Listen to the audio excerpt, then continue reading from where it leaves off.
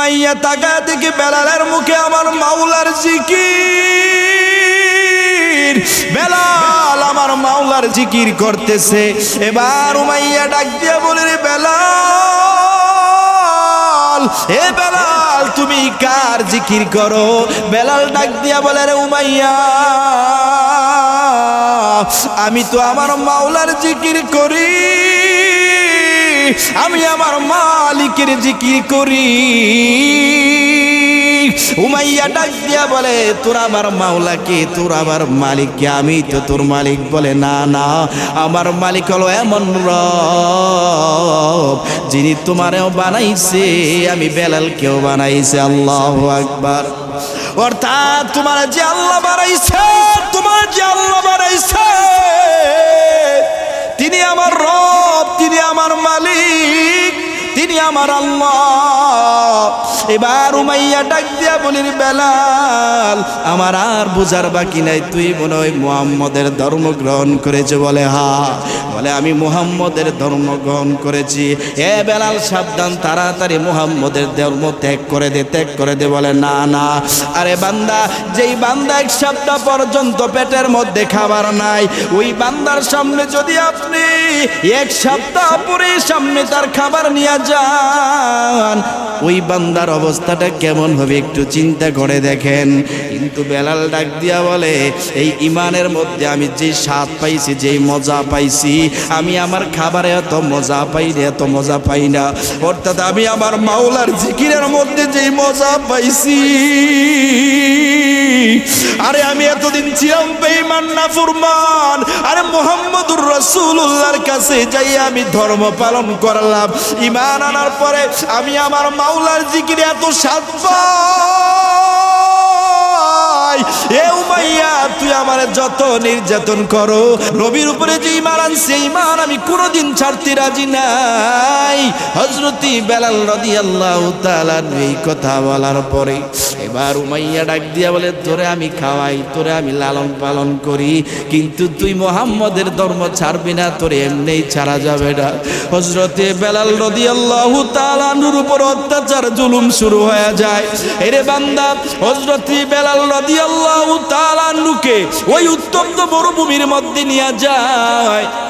যেই বালুগুলা আছে মরুভূমির মধ্যে, এত পরিমাণ তাপ, এত পরিমাণ গরম, যে বালুর মধ্যে এক সেকেন্ড দাঁড়ানোর ক্ষমতা কারো নাই।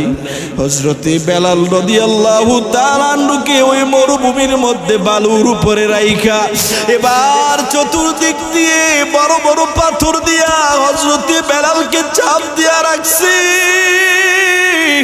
আর ওই পাথরের চাপে নিচের থেকে বালুর তাপের কারণে, গরমের কারণে হযরতে বেলাল রাদিয়াল্লাহু তাআলা আনহুর চামড়াগুলোর মধ্যে ঠুস পড়ে রক্ত বের হয়ে যায়।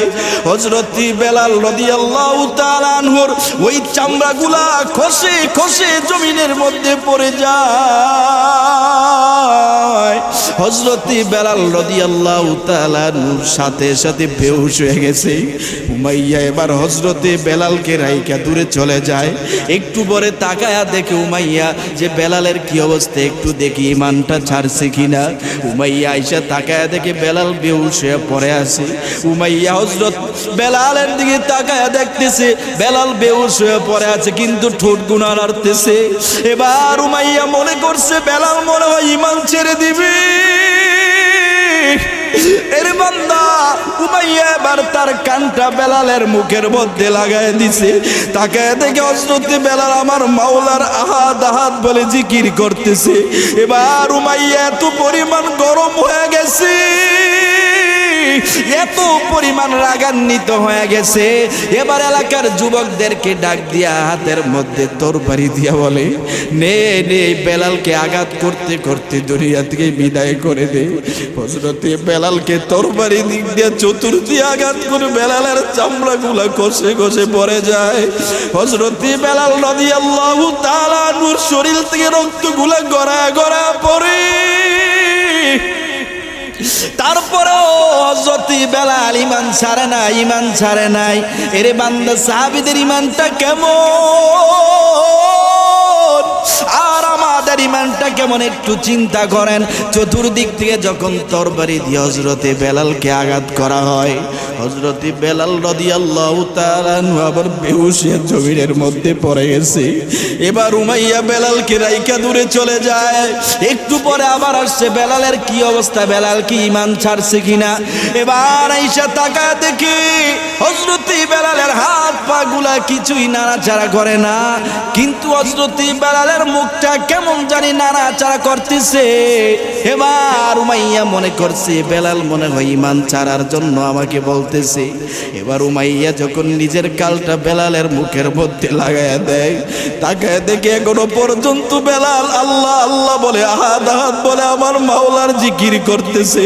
এই বান্দাও যখন হযরত বেলাল বেহুশ হওয়ার পরে আল্লাহর জিকির ছাড়ে নাই, উমাইয়া এবার হযরত বেলালের জিহ্বাটা টান দিয়া বাইর কইরা হযরত বেলালের জিহ্বার মধ্যে একটা পেরাক ঢুকায়া দিছে। হযরত বেলাল আর সইতে পারে না, ডাক দিয়ে বলে আল্লাহ, আয় আল্লাহ, তোমার উপরে ঈমান আনার কারণে বেঈমান আমার জিহ্বার মধ্যে একটা পেরাক ঢুকায়া দিছি। আয় আল্লাহ, তোমার যাতে আমি আল্লাহ বলে ডাকতে না পারি, আয় আল্লাহ তুমি আমার একটু ধৈর্য ধারণ করার তৌফিক দিয়া দাও। আয় আল্লাহ আমার ঈমানটা যাতে ছুটে না যায়, আয় আল্লাহ তুমি আমার একটু ধৈর্য ধারণ করার তৌফিক দিয়া দাও। লম্বা ঘটনা বলার সময় নাই। এবার হযরতে বেলাল তারপরে ঈমান ছাড়ে নাই। হযরতে বেলালকে ঘোড়ার পিছনে রশি দিয়া বাইদা এলাকার অলিতে গলিতে ঘুরায়, এলাকার অলিতে গলিতে ছেঁচড়ায়া ছেঁচড়ায়া নিয়ে যায়। এই দৃশ্য আবু বকর দেখা নবীর কাছে চলে গেছে। নবী, আবার আপনার বেলাল তো আর দুনিয়ার জমিনে থাকবে না, আপনার বেলাল দুনিয়া থেকে বিদায় হয়ে যাবে। আপনার বেলালের শরীরের মধ্যে রশি বাইদার ঘোড়ার পিছনে বাইদা এলাকার অলিতে গলিতে ছেঁচড়ায়া ছেঁচড়ায়া নিয়ে যায়। আপনার বেলাল মনে হয় আর বাঁচবে না। আমার নবী ডাক দিয়া বলে, ওরে আবু বকর, আমার বেলালকে কি উমাইয়ার কাছ থেকে আজাদ করা যায় না? আবু বকর উমাইয়ার কাছ থেকে হযরতে বেলালকে আজাদ করে নিয়ে আসছে। এর বান্দা এত কষ্ট পাওয়ার পরেও নিজের শরীর থেকে তাজা রক্ত দিয়েছে, নিজের জিহ্বার মধ্যে পেরাক ঢুকায়া দিছে, তারপরও কোনোদিন মাওলার জিকির ছাড়ে নাই, ঈমান ছাড়ে নাই। এটা হলো সাহাবায়ে কেরামের ঈমান। আরে বান্দা, আপনার আমার ঈমান এক গ্লাস এক কাপ চায়ের কাছে বিক্রি হয়ে যায়।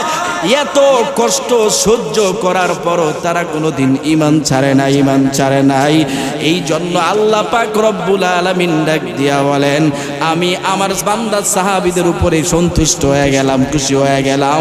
তারাও আমার উপরে সন্তুষ্ট, তারাও আমার উপরে খুশি। এই জন্য তাদের জন্য আমি আল্লাহ রব্বুল আলামিন জান্নাতুল ফেরদাউস আমি আল্লাহ রিজার্ভ করে রাখলাম। আল্লাহু আকবার। আর এই ঈমানটাকে যদি আপনি শেষ পর্যন্ত ধরে রাখতে পারেন, মৃত্যুর আগ পর্যন্ত যদি এই ঈমান থাকে আপনার,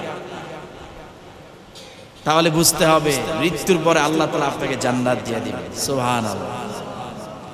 এখন এই ঈমান তো আমরা ধরে রাখতে পারি না, আমাদের ঈমান সেকেন্ডে যায় আর আসে। আপনি যখন কুফরি করবেন, শিরক করবেন, শিরিক, তখন আপনার ঈমান কি হবে? চলে যাবে। এই জন্য ঈমানটাকে ধরে রাখতে হবে। এই জন্য আল্লাহ তাআলা বলেন, ইন্নাল্লাযীনা আমানু ওয়া আমিলুস সালিহাত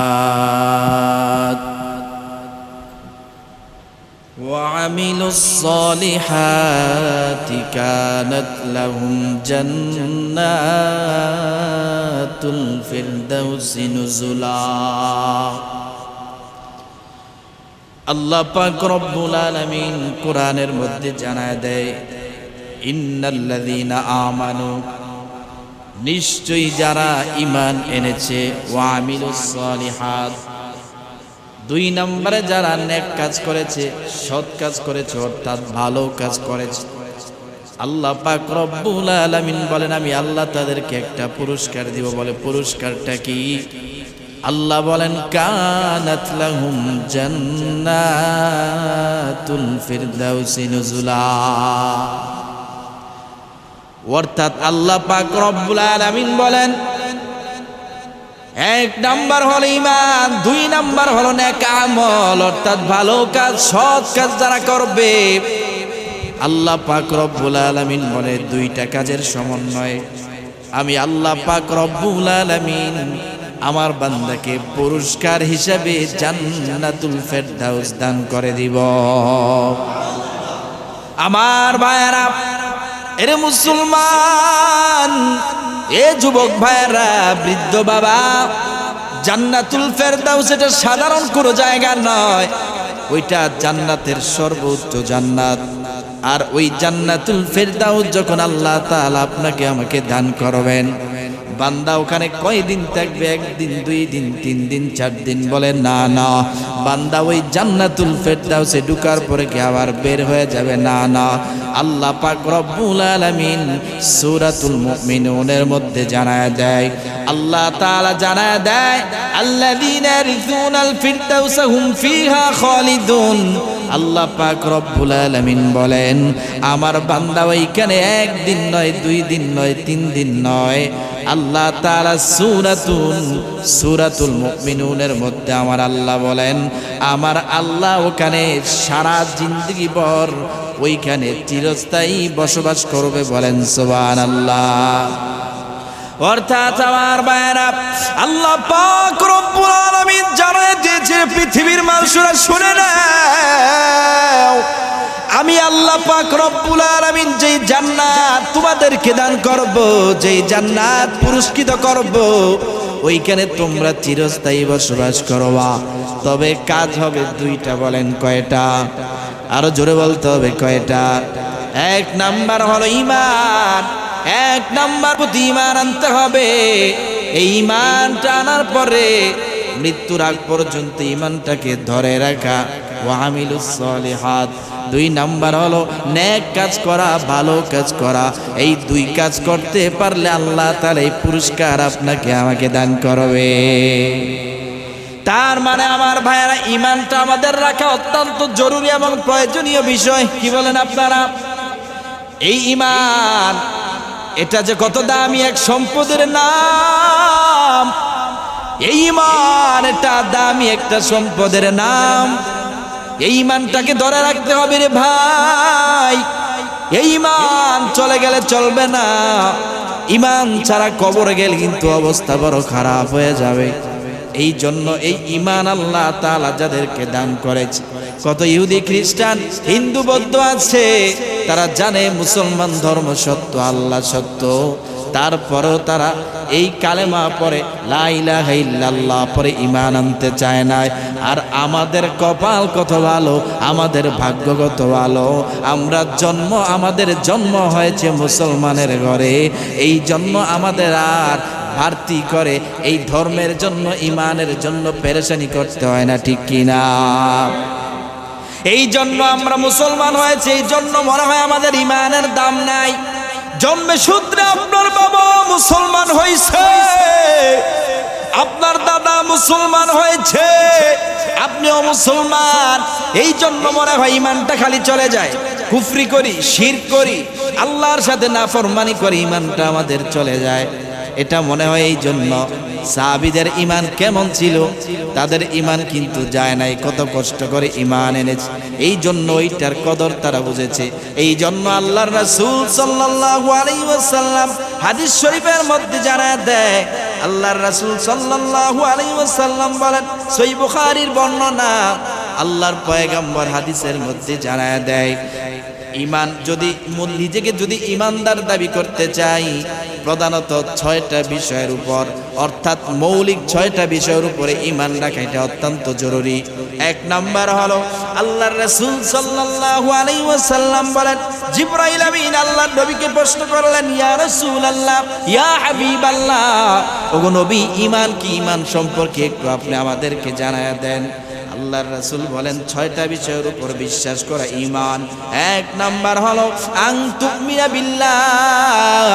1 নাম্বার হলো আল্লাহর প্রতি ঈমান আনা, অর্থাৎ আল্লাহর প্রতি বিশ্বাস স্থাপন করা।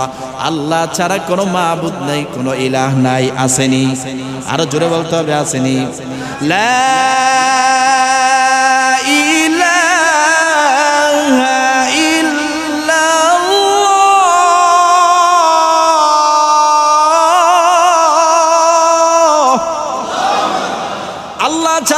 মাবুদ নাই, আল্লাহ ছাড়া কোনো ইলাহ নাই, ওইটার উপর বিশ্বাস থাকতে হবে।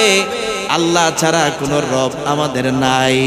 এরে বান্দা, এই কথাটা মুখ দিয়া যেমন বলবো, আবার বিশ্বাস অন্তর দিয়ে এটাকে অন্তরে তা এটা বিশ্বাস করে অন্তর দিয়ে আবার স্বীকৃতি দিতে হবে যে হ্যাঁ, আল্লাহ ছাড়া কোনো মাবুদ নাই, আল্লাহ ছাড়া কোনো ইলাহ নাই। আল্লাহকে দেখি না তো কি হয়েছে? অনেক নাস্তিকরা বলে আল্লাহকে যেহেতু দেখি না, আল্লাহর উপর কেন ঈমান আনবো? জান্নাত জাহান্নাম দেখি না, কেনই বা ঈমান আনবো? বুঝতে হবে ওদের জন্মে সমস্যা আছে, বলেন ঠিক কিনা? এই জন্য 1 নাম্বার আনতুমিনা বিল্লাহি, আল্লাহর উপর ঈমান আনতে হবে। 2 নাম্বার হলো ওয়া মালাইকাতিহি, আল্লাহ রাব্বুল আলামিন ফেরেশতা পাঠিয়েছে, হাজার হাজার কোটি কোটি ফেরেশতা আল্লাহ তাআলা দুনিয়ার জমিনে সৃষ্টি করেছেন।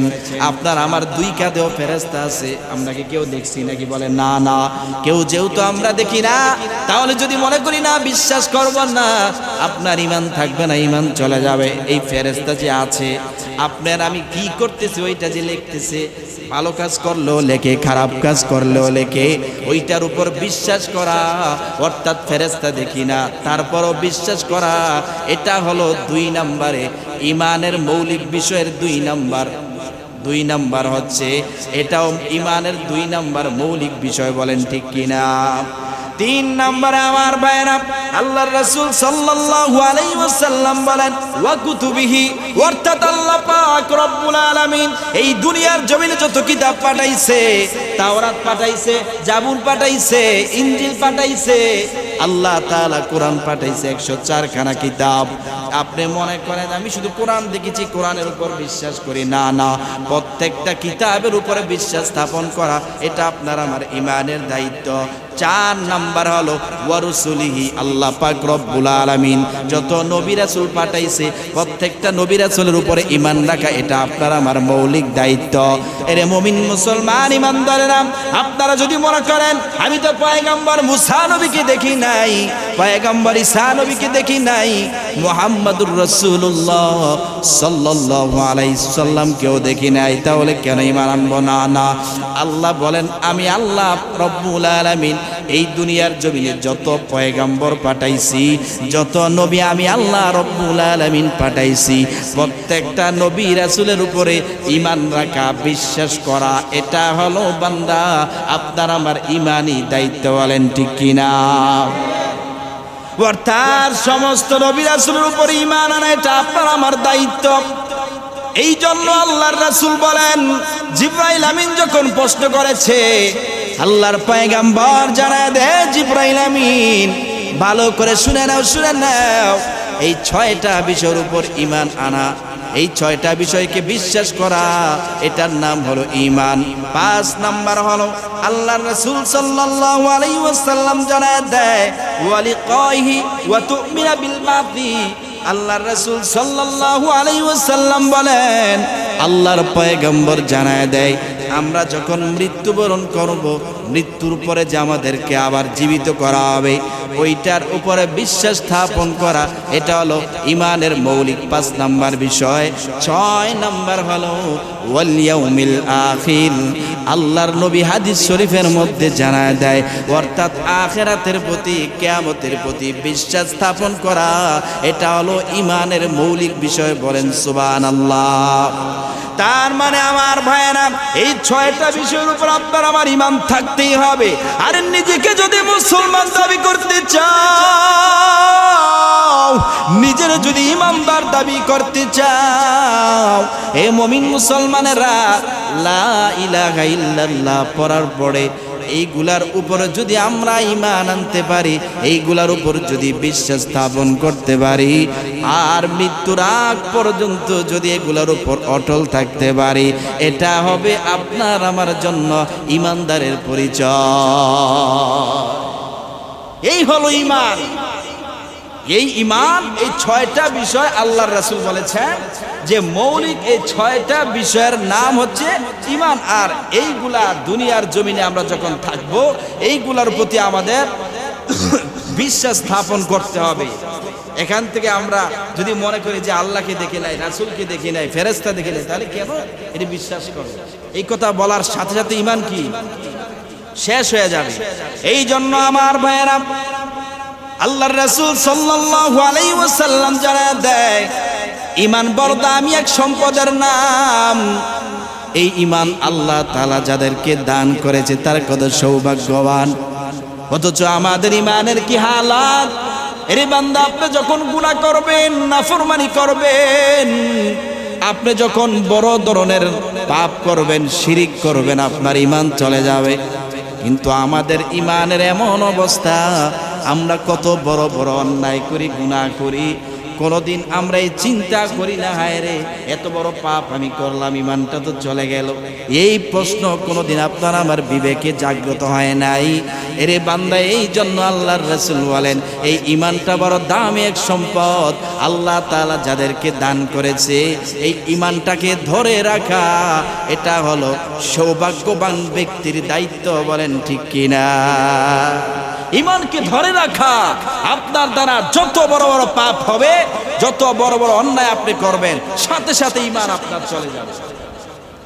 অথচ সাহাবায়ে কেরামদের ঈমান কেমন ছিল? এ মুমিন মুসলমানেরা, আমাদের ঈমান তো টাকার কাছে বিক্রি হয়ে যায়। এক কাপ চায়ের কারণে আমাদের ঈমান বিক্রি হয়ে যায়। ভোটের সময় আসলে দেখা যায়, আমি গত 2-1 জুমা আগে বলেছিলাম, নেতা যখন আসে, হুজুর আপনি অথবা যাদেরকে বলা হয় ভোটারদেরকে একটা ভোট আমাদেরকে দিয়েন। এক কাপ চা খাওয়ার পরে নেতারে আপনি ভোট দিয়ে দিলেন। নেতা সুদখোর, ঘুষখোর, নেতা রাজনীতি করে, নেতার রাজনীতির মধ্যে সুন্নতের খবর নাই, আল্লাহর কথা নাই। এই সমস্ত মানুষ যে নামাজ পড়ে না, আল্লাহর কথা মানে না, সুন্নত অনুযায়ী চলে না, ওই নেতা এক কাপ চা আপনার খাওয়ায় দিল, আপনি তাকে ভোট দিয়ে দিলেন, তার মানে ঈমানটা বিক্রি করে দিলেন। এই ঈমান যে আপনি বিক্রি করলেন, ভালো করে বুঝবেন, আপনারা জ্ঞানী মানুষ। এই ঈমান বিক্রি করার কারণে সে যদি প্রতিনিধি হয়, সে যত গুনাহ করবে, অন্যায় করবে, যত পাপ করবে, একটা পার্সেন্টেজ আপনার আমলনামায় ঢুকতে থাকবে। বলেন নাউজুবিল্লাহ। অথচ আমার ভাইয়েরা, সাহাবায়ে কেরামের ঈমানটা কত দামি! আরে সাহাবায়ে কেরাম ঈমানের জন্য কত কষ্ট করেছে। অথচ আপনার আমার ঈমান কেমন? হযরত আবু বকর ঈমানটা কেমন ছিল? হযরত উসমান আলীর ঈমান কেমন ছিল রে বাবা? হযরত বেলালের ঈমান কেমন ছিল? হযরত বেলাল ছিল গরিব একজন সাহাবী, টাকা নাই, পয়সা নাই, বাড়ি নাই, গাড়ি নাই। হযরতে বেলাল একজন গরিব সাধারণ মানুষ ছিল, তার ঈমানটা কত মজবুত দেখেন। টাকার কাছে আর চায়ের কাপের কাছে ঈমান বিক্রি হয় না, একটু চিন্তা করবেন। হযরতে বেলাল রাদিয়াল্লাহু তাআলা আনহু গরিব একজন সাহাবী, তিনি ছিলেন উমাইয়া ইবনে খলফের গোলাম।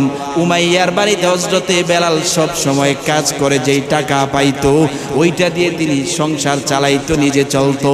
হযরতে বেলাল রাদিয়াল্লাহু তাআলা আনহু একদিন আল্লাহর নবীর সংবাদ পাইয়া আল্লাহর নবীর কাছে চলে যায়। আল্লাহর নবীর কাছে যাইয়া ইসলামের কথা শোনার পর হযরত বেলাল রাদিয়াল্লাহু তাআলা আনহু আল্লাহর কথা শোনার পরে কথাগুলো এত ভালো লাগছে, হযরতে বেলাল আল্লাহর নবীর কাছে কালেমা পড়ে মুসলমান হয়ে গেছে। আল্লাহু আকবার। কালেমা পড়ে মুসলমান হয়ে যাওয়াতে এবার আল্লাহর নবী বেলালকে শিখায় দেয়, বেলাল তোমার এখন কালেমা শিখায় দিলাম, তুমি যে এখন আল্লাহর জিকির করবা, সাবধান সাবধান, এই জিকিরের আওয়াজ কোনো দিন যাতে উমাইয়ার কানে না যায়। উমাইয়ার কানে কি? কিন্তু হযরত বেলাল রাদিয়াল্লাহু তাআলা আনহু উমাইয়ার বাড়িতে কাজ করার পর যখন সময় পায়, হযরত বেলাল সময় যখন পায়, তখন তিনি তার ঘরের মধ্যে, রুমের মধ্যে বসে বসে আহাদ আহাদ বলে জিকির করে। অর্থাৎ কাজের বাইরে যে সময়টা পায়, ওই সময় তিনি আল্লাহকে ডাকে, আল্লাহ আল্লাহ বলে, আহাদ আহাদ বলে ডাকে। হযরতে বেলাল বলে, জিকিরের মধ্যে আমি এত মজা পাই, এত মজা পাই, এই জন্য কাজ শেষ করার পরে আল্লাহর জিকির করতে থাকে। উমাইয়া এবার ডাক দিয়া বলে, বেলাল আমার এখানে কাজ করে, ভালো কথা, কাজের পরে বেলাল কি করে আমি একটু বেলালকে দেখতে চাই। উমাইয়া ঘরের দরজা দিয়া খুইলা জানলা দিয়া তাকায়া দেখতেছি, ঘর থেকে গুন গুন করে জিকিরের শব্দ পাওয়া যায়। এবার উমাইয়া তাকায় দেখে বেলালের মুখে আমার মাওলার জিকির, বেলাল আমার মাওলার জিকির জিকির করতেছে। এবার উমাইয়া ডাক দিয়া বলে, রে বেলাল, এ বেলাল তুমি কার জিকির করো? বেলাল ডাক দিয়া বলে, রে উমাইয়া আমি তো আমার মাওলার জিকির করি, আমি আমার মালিকের জিকির করি। উমাইয়া ডাক দিয়া বলে, তোর আমার মাওলাকে, তোর আমার মালিককে? আমি তো তোর মালিক। বলে, না না, আমার মালিক হলো এমন রব যিনি তোমারেও বানাইছে, আমি বেলালকেও বানাইছে। আল্লাহু আকবার। অর্থাৎ তোমার যে আল্লাহ বানাইছে, তোমার যে আল্লাহ বানাইছে তিনি আমার রব, তিনি আমার মালিক, তিনি আমার আল্লাহ। এবার উমাইয়া ডাক দিয়া বলির, বেলাল আমার আর বুঝার বাকি নাই, তুই মনে হয় মুহাম্মদের ধর্ম গ্রহণ করেছে? বলে, হ্যাঁ। বলে, আমি মুহাম্মদের ধর্ম গ্রহণ করেছি। এ বেলাল সাবধান, তাড়াতাড়ি মুহাম্মদের ধর্ম ত্যাগ করে দে, ত্যাগ করে দে। বলে, না না, আরে বান্দা, যেই বান্দা এক সপ্তাহ পর্যন্ত পেটের মধ্যে খাবার নাই, ওই বান্দার সামনে যদি আপনি এক সপ্তাহ পরে সামনে তার খাবার নিয়ে যান, ওই বান্দার অবস্থাটা কেমন হবে একটু চিন্তা করে দেখেন।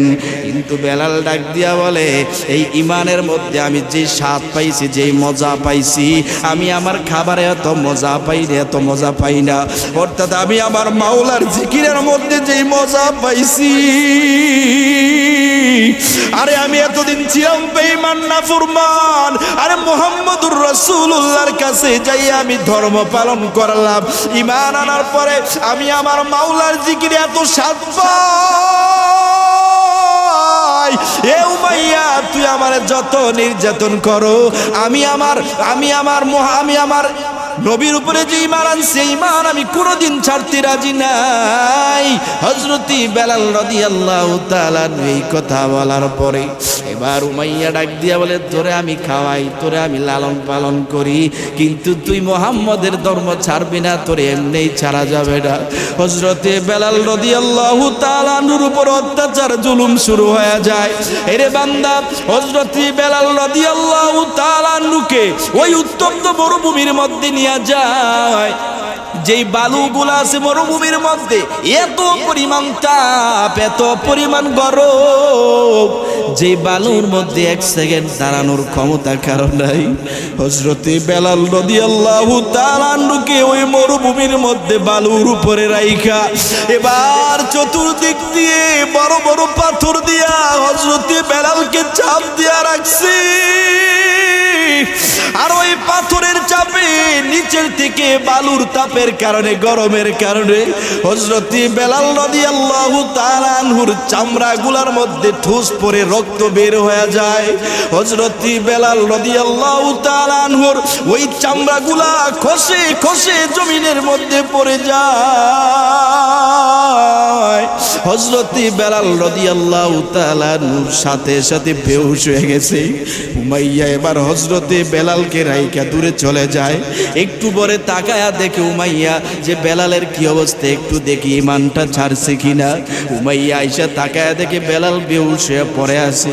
উমাইয়া হযরত বেলালের দিকে তাকায়া দেখতেছে বেলাল বেহুশ হয়ে পড়ে আছে, কিন্তু ঠোঁট গুনা নাড়তেছে। এবার উমাইয়া মনে করছে বেলাল মনে হয় ঈমান ছেড়ে দিবে। এর বান্দা উমাইয়া এবার তার কানটা বেলালের মুখের মধ্যে লাগায় দিছে। তাকে দেখে হযরত বেলাল আমার মাওলার আহাদ আহাদ বলে জিকির করতেছে। এবার উমাইয়া এত পরিমাণ গরম হয়ে গেছে, এত পরিমাণ রাগান্বিত হয়ে গেছে। এবার এলাকার যুবকদেরকে ডাক দিয়া হাতের মধ্যে তরবারি দিয়া বলে, নে নে বেলালকে আঘাত করতে করতে দুনিয়া থেকে বিদায় করে দে। হযরত বেলালকে তরবারি দিক দিয়ে চতুর্থী আঘাত করে বেলালের চামড়াগুলা কষে কষে পড়ে যায়। হযরত বেলাল রাদিয়াল্লাহু তাআলা আনহুর শরীর থেকে রক্তগুলা গড়ায় গড়ায় পড়ে। তারপরেও হযরত বেলাল ঈমান ছাড়ে না, ঈমান ছাড়ে নাই। এরে বান্দা, সাহাবীদের ঈমানটা কেমন আর আমাদের তার ইমানটা কেমন একটু চিন্তা করেন। চতুর্দিক থেকে যখন তরবারি দিয়ে হযরতে বেলালকে আঘাত করা হয়, হযরতে বেলাল রাদিয়াল্লাহু তাআলা আনহু আবার বেহুশ হয়ে জমিনের মধ্যে পড়ে গেছে। এবার উমাইয়া বেলালকে রাইখা দূরে চলে যায়। একটু পরে আবার আসছে, বেলালের কি অবস্থা, বেলাল কি ঈমান ছাড়ছে কিনা।